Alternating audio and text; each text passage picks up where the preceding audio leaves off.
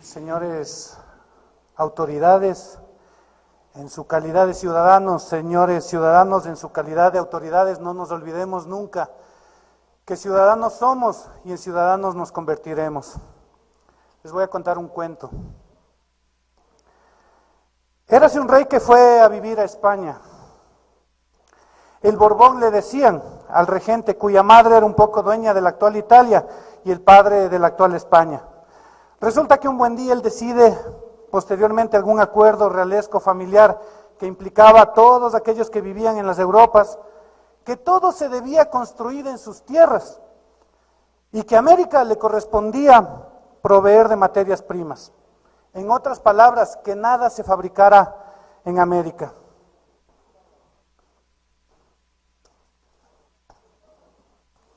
Por otra parte, el señor Díaz tenía una parcela en la montaña cerca de la Tacunga, un obraje donde maltrataba y usufructuaba de los indígenas.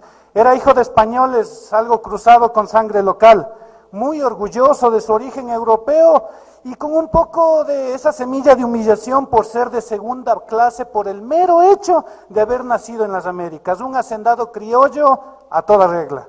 Este señor tenía invertido mucho de su trabajo en una fábrica de telas para la exportación, de esas de color crema que se hacían en aquellos tiempos.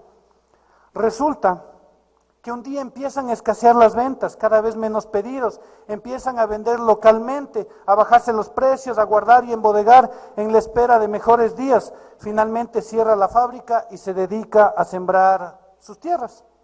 Esto sucedió a lo largo de toda la serranía andina.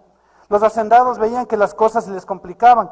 Si bien tenían mucha gente bajo su terrible autoridad, asimismo tenían que pagar por el derecho de tenerlos. Su poder en la hacienda dependía de la magnanimidad del rey español. Si no le daba su diezmo, caía en desgracia, lo que significaba la ruina para él y para toda su familia. Tan mala era la situación que ni trago podían fabricar. Hasta eso fue prohibido. Para ese entonces ya todo provenía de Europa. Casi medio siglo después, 1817 para contextualizar, un economista británico, David Ricardo, dijo, seguramente inspirado en todo esto que les cuento, que se llama reformas borbónicas, que hay un rol para cada pueblo. Unos proveen materia prima y otros desarrollan las industrias. Habrá leído a Adam Smith, quien en su libro decía, en el origen de la riqueza de las naciones, cómo los procesos de industrialización son la mayor riqueza y que por eso había países que debían, según él, ser solo proveedores de materias primas. ¿Les suena familiar este escenario, señores asambleístas? Recordemos que estamos hablando del siglo XVI y XVII. Toda esta serie de decisiones tomadas en Europa generaron de a poco la destrucción del incipiente sistema industrial latinoamericano, el cual evidentemente estaba anclado en el imperante sistema del Reino de España, el feudalista. Y no solo fue esa, sino varias otras decisiones que concentraban el poder en Madrid. En esos tiempos, la Ilustración, la democracia, protestantismo y otras ideas más giraban por Europa y nuestros criollos las escuchaban con retraso, pero las escuchaban y las acoplaban a sus propias necesidades. Algo no estaba bien. No era posible que las decisiones se tomaran de manera tan centralizada, como si no pudieran hacerlo aquí en su propia tierra. Y entonces aparece un indígena, en realidad mestizo con apellido indígena, un iluminado de nombre Eugenio Espejo, quien reúne en panfletos lo que muchos decían. Las decisiones deben ser tomadas en el lugar. No está bien que gente de afuera determine el futuro de América. Estos grupos decían que las equivocaciones y los aciertos deben ser propiedad de aquellos a quienes las afectan y muchas cosas más. Pero también decía que los recursos deben mantenerse en los propios territorios, que no había razón para dar diezmos a otros lejanos quienes no construyen ni constituyen un pueblo unido por la simple cercanía física y cultura existente o en construcción. Y un día, pegan el grito en el cielo, 1809. Como ven, hizo falta casi medio siglo, o sea, aproximadamente 5 generaciones, para que un pueblo lograra constituirse como una masa accionante, 50 años para que se encendiera la luz, y luego cerca de una década más, para que ese grito de 1822 se convirtiera en acción e independencia, de 1809. Por último, 10 años más, para que sucediera algo que el día de hoy nos tiene en este lugar. ¿Acaso no les suena familiares los tiempos respecto al pensamiento y lucha de nuestros pueblos nativos? La historia se repite siempre, solo cambian los actores, así que a pensar, a planificar y a construir. Ya decían esas palabras, cuida tus pensamientos porque se vuelven palabras, y cuida estas porque se vuelven acciones, y cuida estas acciones porque se vuelven una forma de vida.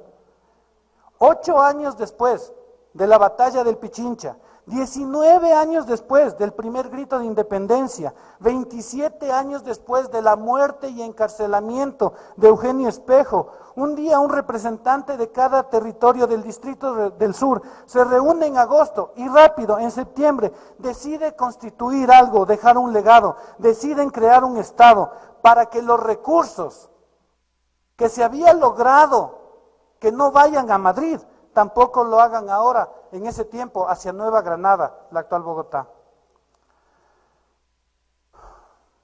Muchos aún señalan que el proceso de independencia del Ecuador, que va de 1809 hasta 1830, no significó un real cambio en las estructuras sociales.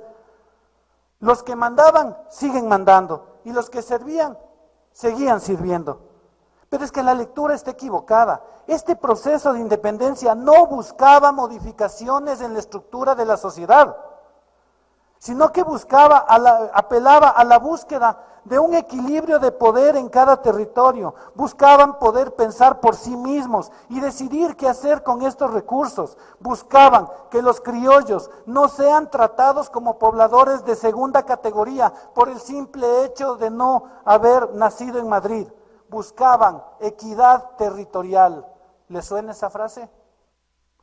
El 11 de septiembre de 1830 nace el Ecuador, un nombre toponímico, maravilloso nombre que nos ubica y avisa al resto de países dónde estamos, ni tan al norte ni tan al sur, ahí justo en el pupo del mundo, donde los climas se concentran, donde todas las experiencias se viven.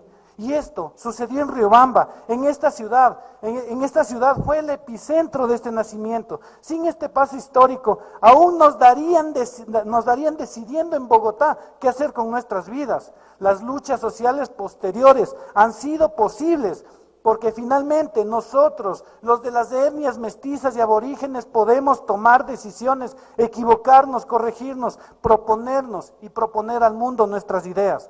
Es por eso que esta fecha, el 11 de septiembre, debe ser enmarcada en la historia como el natalicio de la República y como tal, ser considerada la fiesta mayor del país. Debe ser recordada y anunciada en escuelas de colegios y universidades. Es el día que debe flamear la bandera en cada institución, en cada escritorio. Es la fecha de regocijo, de amor a la patria, de agradecimiento por lo que nos da, de reflexión por lo que los actores políticos hemos hecho por ella. El 11 de septiembre de 1830 nació el Estado ecuatoriano y con él todas nuestras fortalezas y nuestras debilidades como pueblo.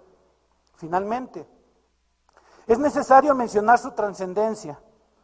Tan familiares son los problemas de antaño que nos parecen ahora muy cercanos. Nuestros territorios no son tomados en cuenta, las decisiones parten del Estado central. Nuestras tierras deben mirar con gracia o indignación las decisiones que toman eruditos que no conocen lo que pasa en nuestros territorios. Hemos tenido que aceptarlo, porque no tenemos estructuras que generen el pensamiento planificador efectivo y que estas ideas sean escuchadas allá lejos donde se toma el poder. Hemos debido sentirnos espectadores de los triunfos y fracasos del país. Nos han relegado nuestro rol como agentes de cambio del sistema productivo. Sentimos que no somos culpables, sino víctimas de un sistema muchas veces corrupto, que crece, gira, se ataca y depura allá en los alrededores del Estado central. Este Estado que algo nos da, pero que nos quita cada día herramientas de desarrollo, nos limita con vías de pésima calidad. Ustedes lo habrán visto al venir. Nos quita oficinas, las lleva a otros lugares. Hay cosas tan absurdas como tener que ir desde Loro hasta Loja por un trámite y por el siguiente tener que ir de Loja a Loro, desde Galápagos a Guayas por una firma y por otra a Manabí y por la tercera a Pichincha, tener que ir por un camino peligroso de 2 carriles desde Riobamba por un simple sello hasta nuestra vecina provincia, o escuchen bien, tener que esperar en el callejón, en el hospital de niños de la Colón y 6 de diciembre, una madre sin dinero y sin comida, sin plata para un hotel, porque decidieron que allá en Chimborazo no hace falta equipar a los 4 hospitales que tenemos. La trascendencia de esta fecha tiene que ver con el hecho de que en la equidad está otra forma de justicia social. Y esta forma y esta búsqueda de equidad territorial fue el verdadero mechero que encendió la vela que permitió que revienten todas las gestas heroicas que conocemos desde niños.